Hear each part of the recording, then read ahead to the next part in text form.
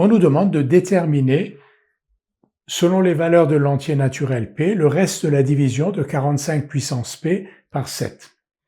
Alors on va appliquer la méthode que l'on a vue, 45 puissance P par 7. Alors on remarque que 45 est supérieur à 7, on va donc simplifier. Simplifier comment? En écrivant que 45 est égal donc à 6 fois 7 plus 3, et donc 45 est donc congru à 3 modulo 7. Si 45 est congru à 3 modulo 7, 45 puissance P est congru à 3 puissance P modulo 7. N'oublions pas donc que P appartient à N. Et donc, le reste de la division de 45 puissance P par 7 est le même que celui de la division de 3 puissance P par 7.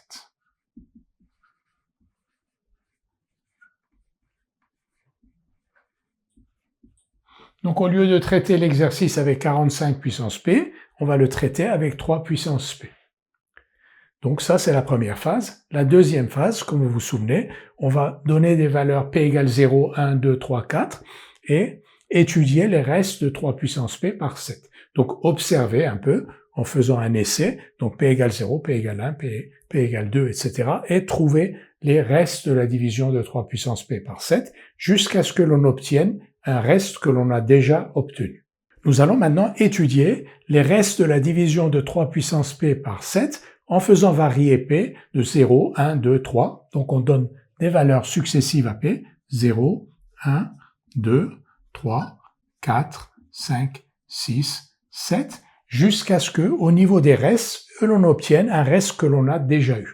Alors pour P égale 0, 3 puissance P, donc ça fait 3 puissance 0, on va avoir un reste égal à 1. Pour 1, on va avoir 3. Pour 2, 9. Donc 3 fois 3, 9. Et modulo 7, ça fait 2. 2 fois 3, 6. Modulo 7, ça fait 6. 6 fois 3, 18. Modulo 7, ça fait 4. 4 fois 3, 12. Modulo 7, ça fait 5. 5 fois 3, 15. Modulo 7, ça fait 1. Et là, donc on réobtient 1. On avait déjà 1. Et si on continuait, ici on aurait 3. Et donc on aurait une répétition de 1, 3, 2, 6, 4, 5 par la suite. On note cette valeur 6 et on va diviser P par 6.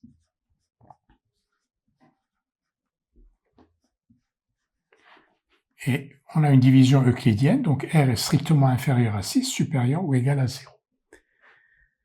Et tous les P qui ont le même reste dans la division par 6, tous les P qui ont le même reste dans la division par 6, quand on va calculer le reste de la division de 3 puissance P par 7, vont avoir le même reste dans cette division aussi. Donc si P, deux valeurs de P ont le même reste dans la division par 6, ces deux valeurs de P, les 3 puissance P correspondants, vont avoir le même reste dans la division par 7. C'est ce que montre ce tableau et ce que l'on va montrer tout de suite. Donc P égale 6 K plus R, 3 puissance P s'écrit sous la forme 3 puissance 6K plus R, c'est-à-dire 3 puissance R fois 3 puissance 6K, c'est-à-dire 3 puissance R fois 3 puissance 6 puissance K.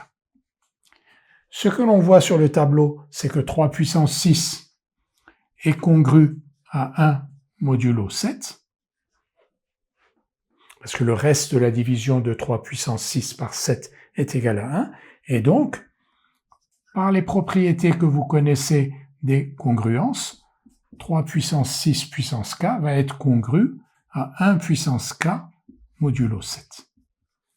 Donc 3 puissance 6 puissance K est congru à 1 modulo 7. 3 puissance P, c'est 3 puissance R fois 3 puissance 6 puissance K. Donc, 3 puissance P va être congru donc à 1 fois 3 puissance R modulo 7.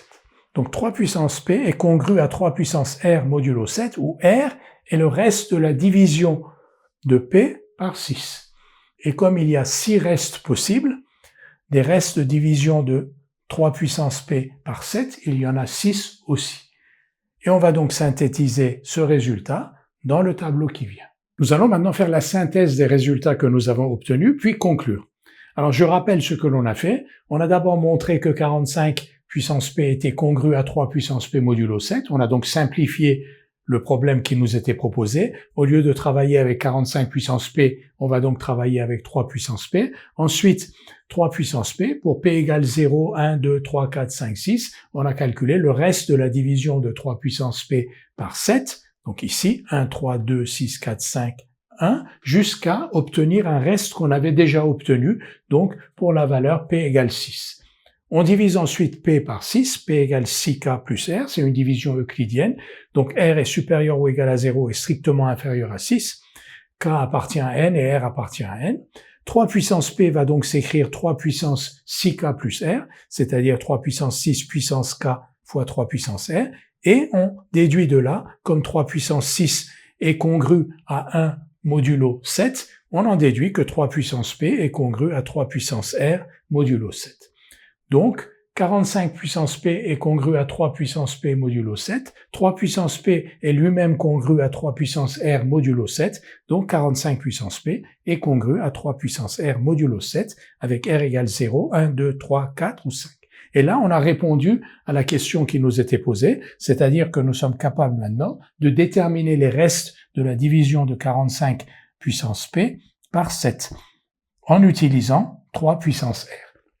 Donc, quels sont les résultats? Si R égale 0, c'est-à-dire si P s'écrit sous la forme 6K, si R égale 0, si P s'écrit sous la forme 6K, on a un reste de la division de 45 puissance P par 7 qui est égal à 1. Si P s'écrit sous la forme 6K plus 1, c'est-à-dire que R égale 1, on va avoir donc 3, ensuite 2, 6, 4, 5, selon le reste de la division de P par 6. On a donc répondu à la question, selon le reste de la division de P par 6, le reste de la division de 45 puissance P par 7 est donné dans ce tableau. Une illustration, prenons la première ligne, donc si P s'écrit sous la forme 6K, c'est-à-dire par exemple si P égale 60, 45 puissance 60, le reste de la division de 45 puissance 60 par 7 va être égal à 1. Prenons la dernière ligne, l'autre extrême. Par exemple, si on prend K égale 10 aussi, donc P égale 65, le reste de la division de 45 puissance 65 par 7 va être égal à 5.